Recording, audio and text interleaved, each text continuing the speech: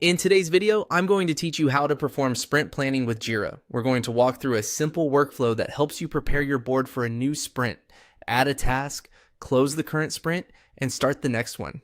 If you're new to Jira, don't worry. This process is straightforward. And once you've done it a few times, it becomes part of your regular sprint routine. To begin, go to your Jira board and click on Create. This is where you add a new work item that can be included in your planning process. Creating tasks directly from the board is a quick way to capture work as you prepare for the next sprint. Once the creation window opens, type your task. Keep the task name clear and specific so your team can immediately understand what needs to be done. A well-written task makes sprint planning smoother because it reduces confusion later. At this stage, the main goal is simply to enter the work item so it's available on the board. After that, move to the backlog area and click on Complete Sprint. This step is used when the current sprint is finished and you're ready to wrap it up before beginning the next one. Completing the sprint helps Jira close out the active sprint and carry over any unfinished work according to your setup. A confirmation window will appear, and here you'll click on Complete Sprint again. This second click confirms the action.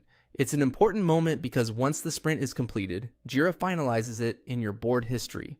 Before confirming, it's always a good idea to make sure you're ending the correct sprint and that your team is ready to move forward. Next, click on Start Sprint. This begins the process of launching the next sprint so your planned work can officially move into an active cycle. Starting a sprint in Jira gives your team a clear time frame and makes the sprint visible as the current working period on the board.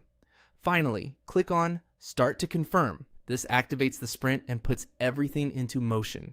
Once that's done, your team can begin working from the newly started sprint, track progress, and manage tasks throughout the sprint duration. And that's it. You've created a task, completed the previous sprint, and started a new one in Jira.